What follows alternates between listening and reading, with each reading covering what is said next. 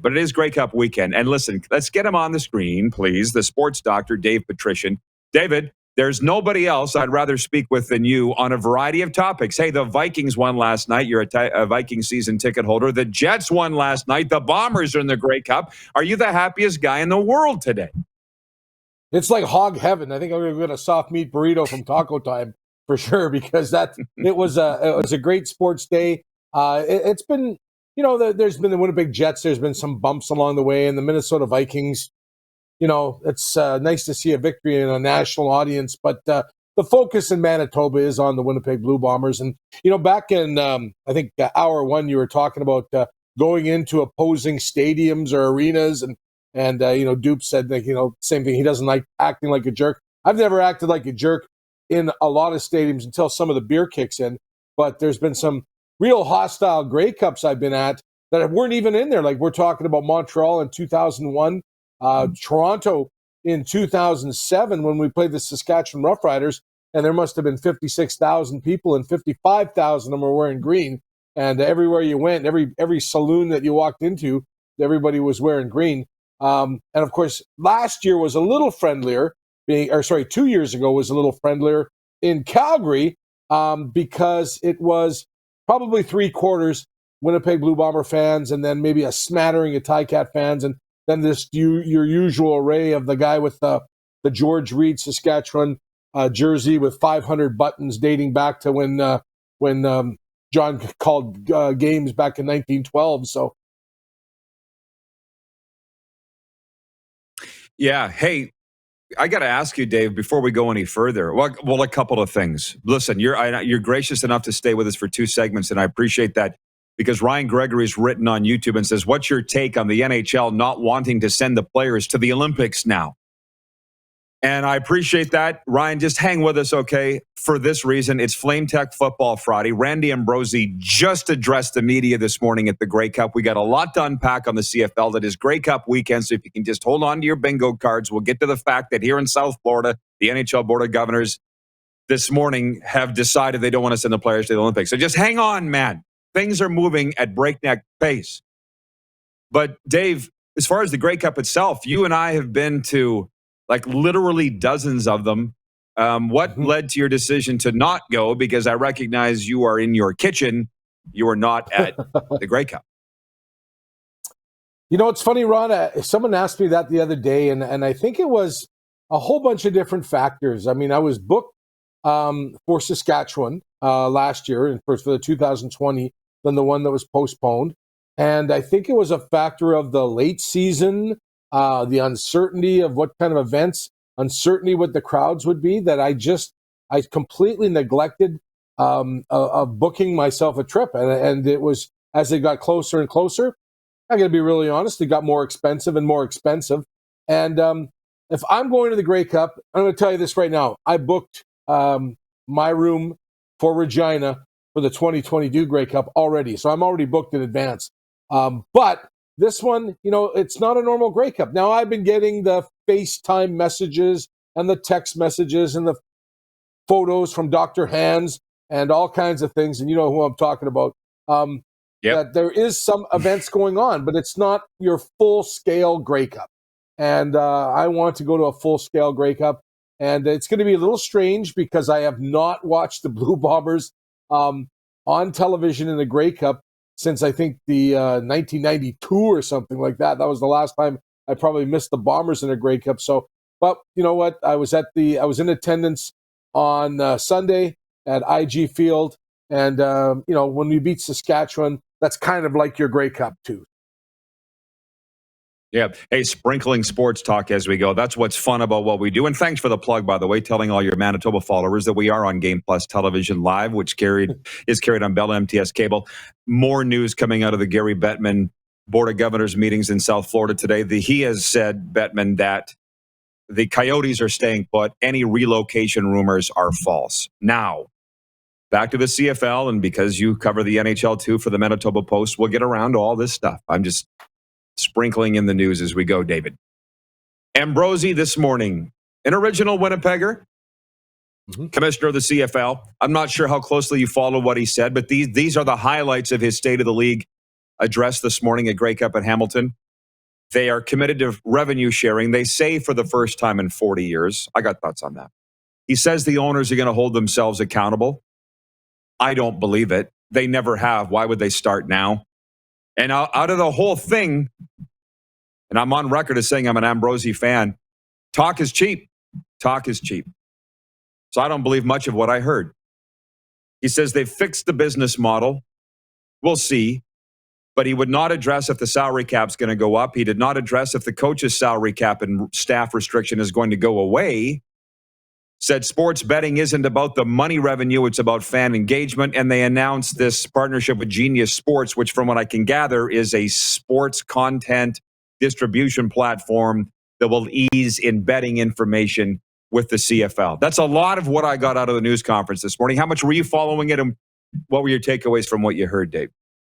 Well, exactly what you said. The fan engagement piece is huge, and that sponsorship is very important to the league because they've lost generations and generations of fans, whether it be because they're playing NFL on their PlayStations, whether it's because the older, maybe the people that are above 21 years old are betting on National Football League games and through Sports Select tickets, and that's bigger and bigger. But there's a whole generation of young fans and new Canadians that need to get engaged in the game.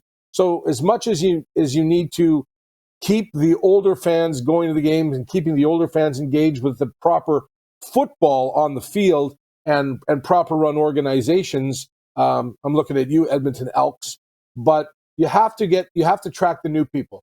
And we've seen the influence of soccer throughout Canada. And that is, and I never want to throw around new Canadians because we're all Canadians. It's all about engaging the fans and bringing them back and turning on new fans to the products, whether you're a Canadian, whether you're born here, maybe you came here, or you're not first generation.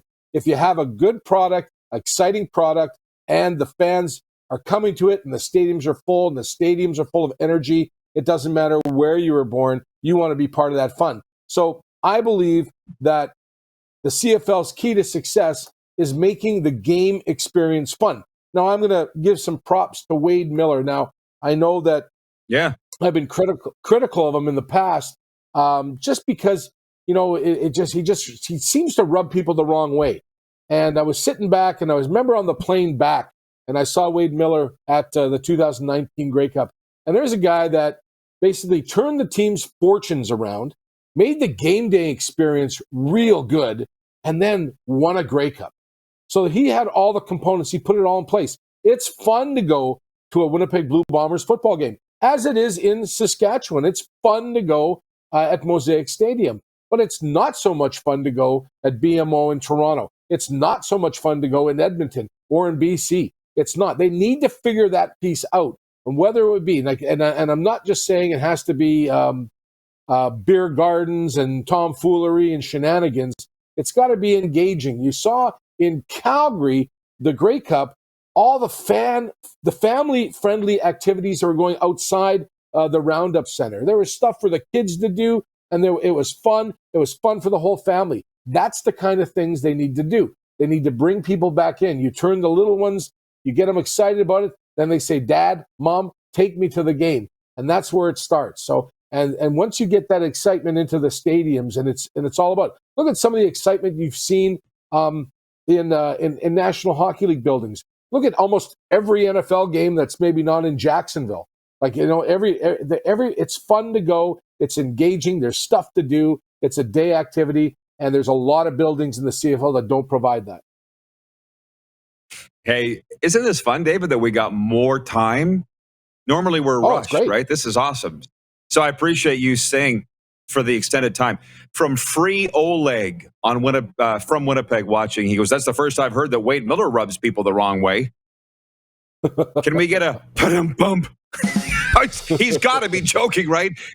Everybody feels that way about Wade. But Dave, you also know what I think about Wade Miller, the president of the Blue Bombers, and I love him. And he rubs people the wrong way because he's a no BS guy. He tells you what he's thinking. Whether he's right or not, he's honest, and people don't like it, and I know a little bit about that. Anyways, I think Wade's the greatest. And again, he's the reigning Grey Cup champion president in the CFL, so that's kind of fun. The excitement that he's created on game day has been second to none. And 25 years ago, the game day experience was just go to the game, get as drunk as you can, and hope your team wins, right? But it's way more different than that now. I mean, there's a whole bunch of different financial things. There's commercials on the big screen. There's sponsorship plugs. So that's taken a little bit away from on field. So you got to make that you got to create that excitement. Winning football creates a lot of excitement too. You don't have a lot of winning teams struggling at the gate, other than maybe this year, all the time with Toronto. But it's all about keeping them in. Prices have, since I started to go to Blue Bomber games, have probably gone up 5 times what they were. It's expensive now to go to a pro sporting event, so you got to give value for the money. And Wade Miller has provided that in Winnipeg. Hey, by the way, so Mark Zosel watching in Melfort says, well, Rod, you were right. The Coyotes check was in the mail. Bettman said the taxes debt has been paid today. That's why I watch, as Rod knows what's going on. Craig Warden watching on YouTube says, just like Super Bowl week, put out all the fun stuff outside and free for fans and kids. Also move the season up so it's not freezing outside when the kids attend. From Craig Campbell watching from the Hockey Hall of Fame in Toronto, he says the pregame and postgame barbecue at an Argos game is unmatched by other sports locally, but attracting newer and younger fans requires more pizzazz, certainly in Toronto. On that Winnipeg thing, I do got to say this, Dave. You've been around this league longer than I have. I've got, let's just say, former team presidents and chairmen calling me regularly wanting to know. And when I was in Winnipeg, and I was with you there in August, remember we went to the Bomber game, and that was the COVID pass. You had to at the door to get in. Very slick, no waiting. Got in. I had a former president, call me, Dave, and you can attest to this, that it's true. He goes, what's going on there in Winnipeg? What's with the buzz? What's Wade done? And I said, I don't know, but the word in Winnipeg was you need to be at the game 45 minutes before kickoff because it's $3 beers, $3 hot dogs and burgers, and blah, blah. So the stadium was packed 45 minutes before kickoff. And the former president's like, man, Wade's got it going on. Was that his idea? I'm like, I don't know. Nothing's original in this business, but they're doing it. Like, Dave, the Bombers really deserve a big pat on the back for what they do. Do you feel like they get it? Because I don't. No, I don't think they get it. I don't think, you're talking about what came out of the thing, revenue sharing. Instead of talking about revenue sharing and things like that, why aren't they doing things like, having and maybe they do behind closed doors, but have Wade Miller speaking to the other owners and going, this is what you knew. Here's the blueprint. It's easy, right? Engage. And I don't know that it's the same in the same demographic of a fan. Like, we've had such great success with the Winnipeg Blue Bombers. We had that drought, but you talk about the number of Grey Cups that they've won and the great teams they've had. I'm particularly thinking about the 80s, the amount of Grey Cup appearances. So the football has always been solid. And of course, it took that big dip when they first got into Investors Group Field. And that's when Wade Miller stepped in. And that's when Kyle Walters stepped in. And everybody believed in Mike O'Shea. And they held with it, right? Everybody's looking for a quick solution and a quick fix. Whether it be, free popcorn tonight, or maybe something like that, or firing the coach and firing the GM and getting rid of the radio announcers, and just that general chaos that went on in Edmonton this year. And it's just the fans get upset. Chaos breeds more chaos. Until you calm things down, like Wade Miller did, you're not going to have a success. You're not going to have a success on the field or putting people to watch your product. David, you're dropping a lot of knowledge today, man. I love it. This is the one thing that came out of Ambrosie's news conference this morning, the State of the League. This is how he opened. Commissioner Randy Ambrosie unveiled the CFL's new partnership with Genius Sports in his first State of the League address in 2 years. Ambrosie told reporters the long-term partnership would accelerate league growth and broaden its reach in existing and new markets. However, Ambrosie would not divulge specific details of the agreement. He also said the COVID-19 pandemic, which cost the CFL the 2020 season, has forced the league to revamp its business model, including the adoption of revenue sharing among the 9 franchises. So we do have NHL talk coming up. I've delved a little more into this Vancouver Canucks GM search situation. I thought Jim Rutherford was going to be the GM, but apparently no. He's the acting GM, and he's going to find somebody else. So that's coming up in moments. But the CFL Players Association is holding their State of the Union address this afternoon, Dave. What do you think will come out of that from the Players Union at Grey Cup? Well, first of all, the Players Luncheon, there's an open bar, so there might be a brouhaha afterwards. I was FaceTiming with Miles Burrell just before we went on, so it should. I don't know. I mean, I'm glad they just got to the point of going to the Grey Cup. I'm glad that so many people have done the right thing, and I'm talking about players that have become vaccinated. Only one member of the Winnipeg Blue Bombers couldn't travel to Hamilton. I am a little puzzled about. I thought the rule was if you couldn't travel with the team, you shouldn't. So to me, Hamilton should, if they're unvaccinated players, should be disqualified from participating too. What happened if they had to play in Montreal, if it was roles were reversed. So I don't think there should have been a loophole on that. But Players Association wise, of course, they're not going to be happy with the no increase to the salary cap, if that what comes out of it. I don't know if they prorated this year or not, because it was a shortened season. Did everybody have to take a bit of a haircut? I don't know. And any time that, if this genius marketing partnership, if it creates revenue streams for the Canadian Football League, will that be shared with the players? This has to all come out in time in the next couple of months in order for the players to be happy, in my mind. Before we shift to hockey, because football is your number one sport, what will you be watching for on Sunday? What do you think is going to happen? What's your prediction? How's it going to go down? Well, I'm pretty excited about this game. I there was a little bit of a speed bump last week against Saskatchewan because the Winnipeg Blue Bombers they took a couple of weeks off with the last couple of games of the season, but they were a force to be reckoned with.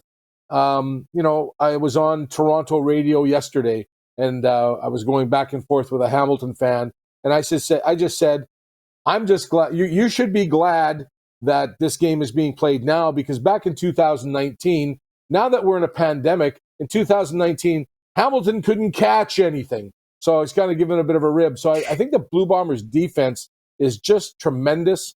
They have Hamilton's number. We started the season in Winnipeg with a win against the Hamilton Ticats.